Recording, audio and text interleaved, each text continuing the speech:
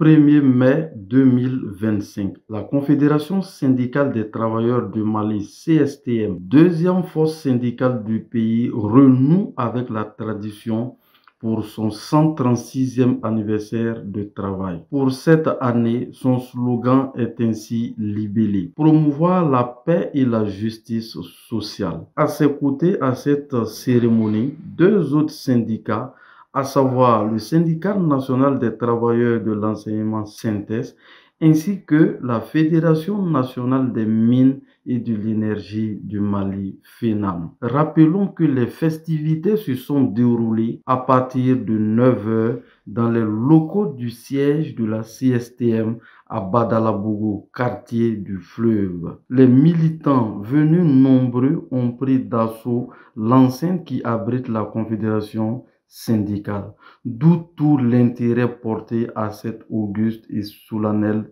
cérémonie. L'événement a débuté par l'allocution du secrétaire général de la Confédération qui a rappelé l'historique du syndicalisme depuis la colonisation et le rôle prépondérant joué par les syndicats pour l'accession à la souveraineté des pays africains colonisés.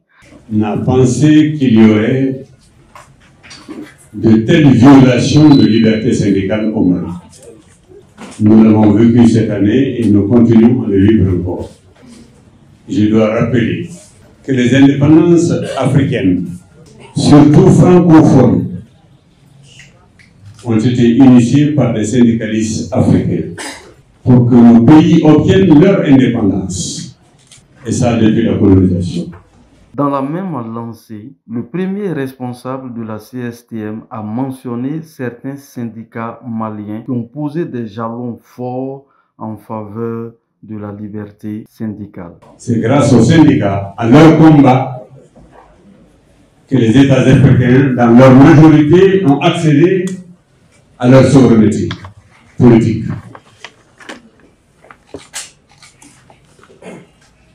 Je dois aussi dire que dans le cas du Mali, la loi socialiste de la République du Mali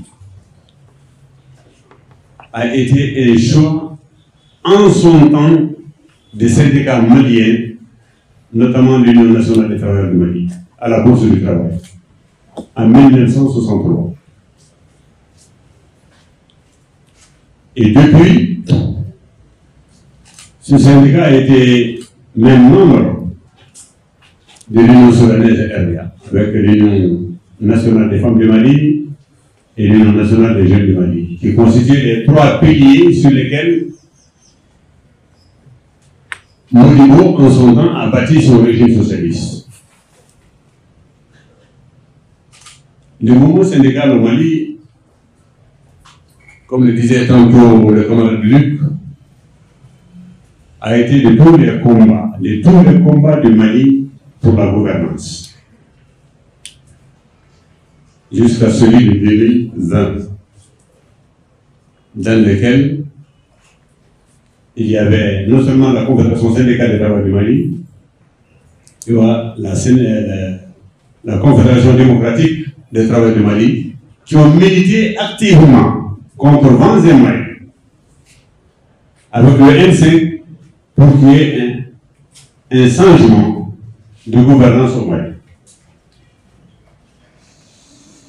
Nous nous étonnions, nous sommes surpris de constater que dans notre pays, des actes sont en train d'être posés, et je vous dis, de par mon expérience, qu'on ne retrouve même pas en Bolivie. C'est-à-dire prendre une décision contre toute la réglementation malienne et dissoudre un syndicat. C'est du jamais vu, jamais vu. Moi, je ne l'ai jamais entendu. Et Dieu se le sait, je suis syndicaliste depuis 1978. Je n'ai jamais entendu parler. Et ça se passe aujourd'hui au Mali, dans un État qui prône pour sa souveraineté et son État de droit. Donc, Cette situation du 1er mai 2025 est exceptionnelle. Et ces actes qui sont en train d'être posés menacent tout le mouvement syndical malien. Tout le mouvement syndical malien. J'estime humblement que non seulement nous sommes interpellés, mais que nous devons réfléchir, échanger et trouver les voies et moyens de droit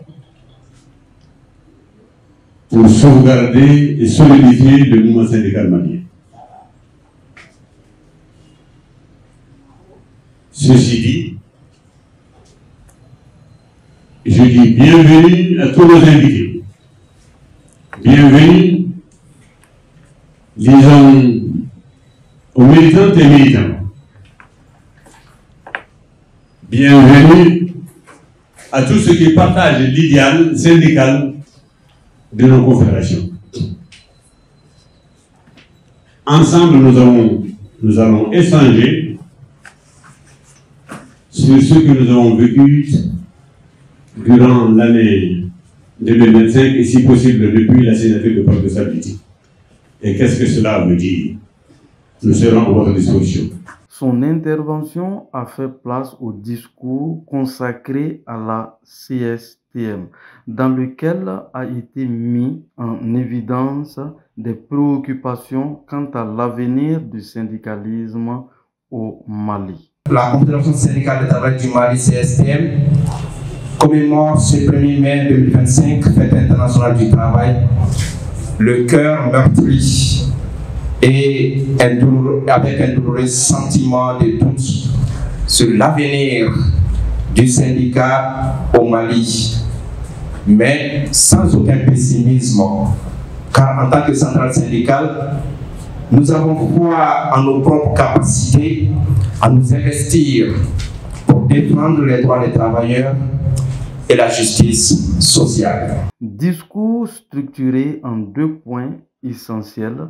Le premier point a porté sur l'historique de la fête de travail proprement dit, ainsi que les dénonciations des violations du droit syndical dans notre pays. Camarades, la CSTM a décidé de célébrer cette 136e année de commémoration du 1er mai sous l'angle de la dénonciation à travers cette conférence de presse. J'aimerais donc structurer mes interventions en 2 points. D'abord, une brève historique de la célébration du 1er mai, puis le point sur les cas de violation du droit syndical et du droit du travail, dont beaucoup de nos camarades font l'objet. Au passage, l'intervenant a mentionné des cas flagrants d'exaction en matière syndicale. Et le conférencier n'a pas manqué de tirer sur la sonnette d'alarme quant aux conséquences des violations de la liberté syndicale. Camarades, dans toute l'histoire de notre pays, c'est la première fois qu'un syndicat se voit rétracter son acte de conformité. Je parle ici de nos camarades des impôts dont l'acte de conformité a été rétracté. Je parle ici de l'Union syndicale des travailleurs du Mali USTM qui a été dissoute par les autorités du pays par lettre numéro 722 PR commune 6 Bamako en date du 29 avril 2025 interdisant toute activité syndicale de l'USTM sur l'ensemble du territoire national. C'est une entrave grave, sans précédent à la liberté syndicale dans notre pays, que toute organisation syndicale digne de ce nom se doit de dénoncer. Camarades, à cela il faut ajouter que notre centrale syndicale et certains travailleurs de ces fédérations et syndicats affiliés sont de plus en plus victimes d'abus et d'injustice.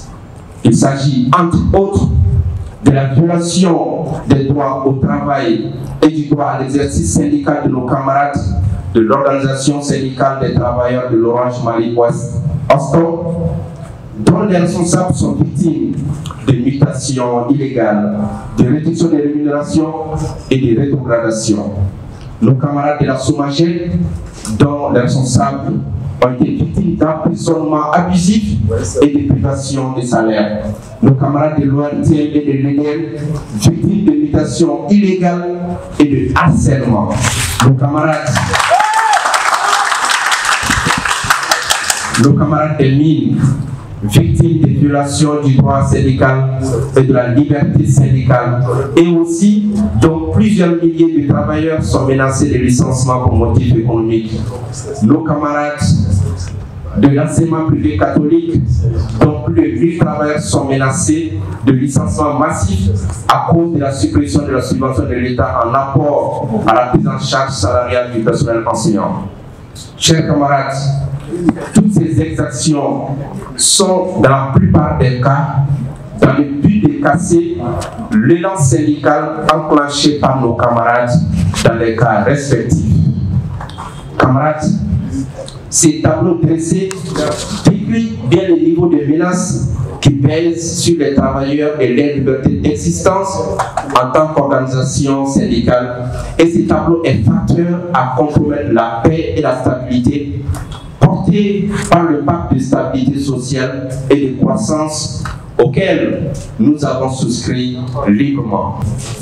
En ce qui concerne le premier point, il est important de rappeler que le 1er mai remonte en 1886, l'année où les syndicats américains vont déclencher la première grève du 1er mai, appelée Mobile Day, avec pour objectif la limitation de la journée de travail à 8 heures pour avoir 8 heures de loisirs et 8 heures de sommeil. Et plus de 340 000 travailleurs à travers l'Amérique ont suivi cette grève, ce qui déclencha les tueries de Chicago ayant causé plus de 200 morts. Le 20 juin 1889, le congrès de la Deuxième Internationale Socialiste, réuni à Paris pour le centenaire de la Révolution française, décide de faire du 1er mai un jour de lutte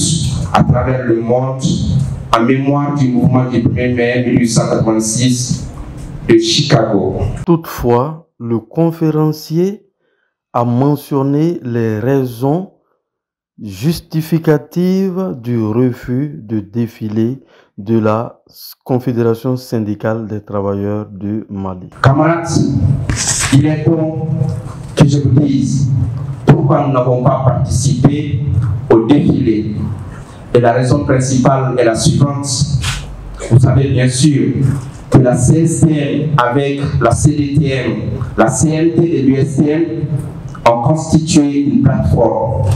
Et cette plateforme syndicale a envoyé une correspondance au gouverneur du district pour une demande d'autorisation pour le défilé.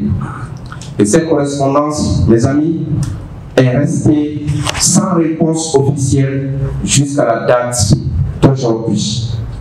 Les seules réponses qu'on a eues étaient informelles, car n'étant pas par voie de correspondance, et ces réponses demandaient à la plateforme de retirer l'USTM du groupe de la plateforme pour avoir l'autorisation de défiler.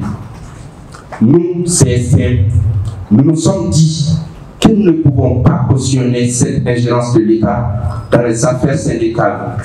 Et donc, si l'USTM est privé de défiler, nous aussi, nous nous privons du défilé en soutien aux camarades de l'USTM et en dénonciation.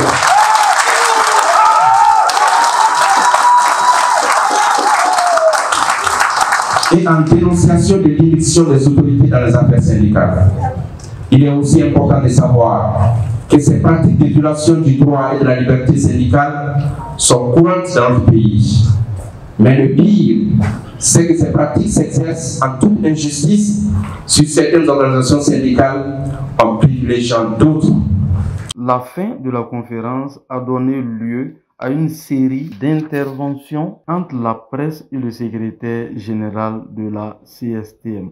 Tout est bien qui finit bien. C'est dans une ambiance bon enfant que les rideaux se sont refermés sur cette cérémonie consacrant les droits des travailleurs au plan international. À l'espoir de se retrouver pour l'édition prochaine dans un Mali en paix où prévaut la justice sociale.